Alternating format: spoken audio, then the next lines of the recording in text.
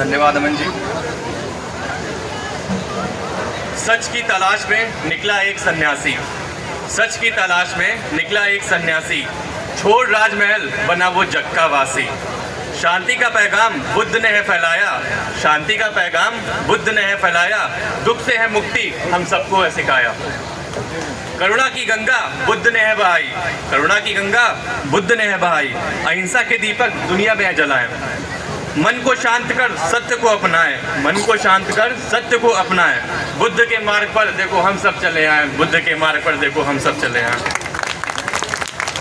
आदरणीय अतिथिगण, सम्मानित बहुजनों और मेरे प्यारे मित्रों, आप सभी को मेरा सादर प्रणाम और आप सभी को बुद्ध पूर्णिमा की हार्दिक शुभकामनाएं।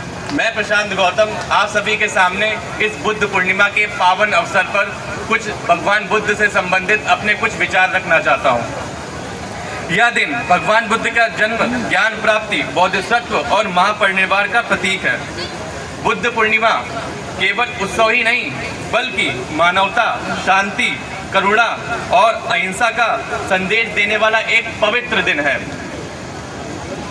भगवान बुद्ध का जन्म लगभग 563 ईसा पूर्व लुम्बिनी में हुआ था।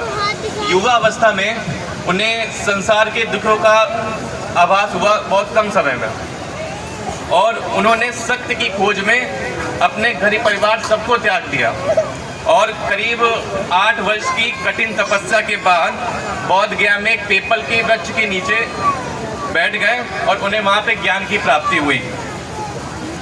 बुद्ध भगवान कहते हैं कि जीवन में दुख है और दुख का कारण इच्छाएं हैं। जीवन में तो सबके दुख है और दुख का कारण इच्छाएं हैं, और दुख से संभव है, दुख की मुक्ति संभव है, लेकिन अगर कोई अष्टांगिक मार्ग में चल के दुख से मुक्ति पाने का सिर्फ एकमात्र रास्ता है।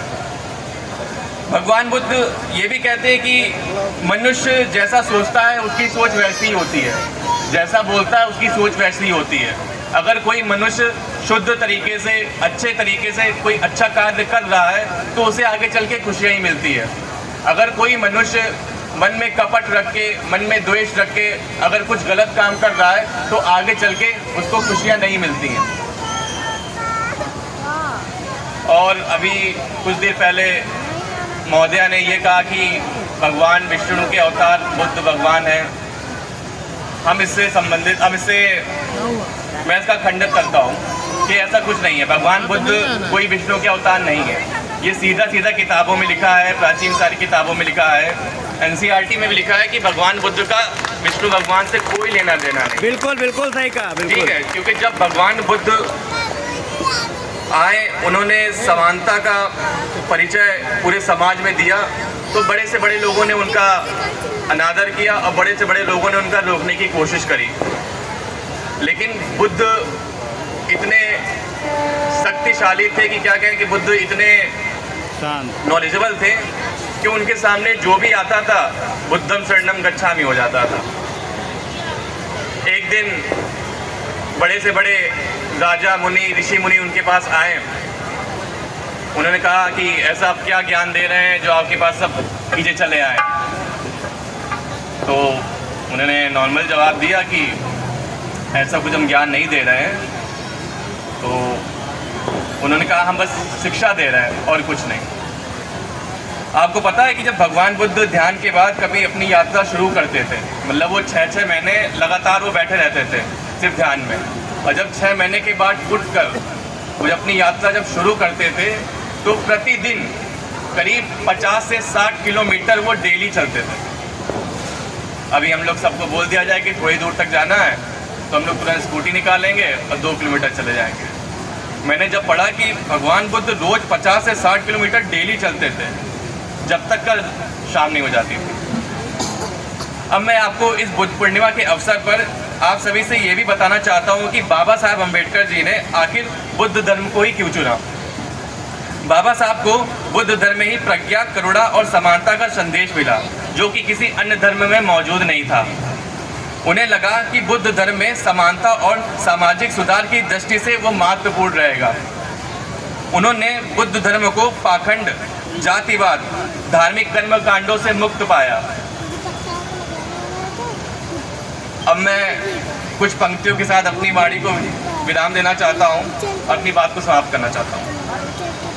क्या बेटा? कि बुद्ध की वाणी है अमृत समान, कि बुद्ध की वाणी है अमृत समान, इसे अपनाकर बन जाए जीवन महान, इसे अपनाकर बन जाए जीवन महान। शांति और प्रेम का फैलाया ऐसा उजियारा, शांति और प्रेम का फैलाया ऐसा उजियारा, बुद्ध का आशीर्वाद बने हमारा सहारा, बुद्ध का आशीर्वाद बने हमारा सहारा। जय भीम, नमो बुद्धाय। हेलो, बहुत ही अच्छी बात कही है और बुद्ध जी के बारे में, उनके जीवन के बारे में प्रकाश डाला है। इससे प्रभावित होकर आदरणीय वीर आजाद जी ने उनको 500 रुपये पुरस्कार भेंट करी है। मैं चाहता हूं कि उनके लिए एक बार जोरदार तालियां बजाएं।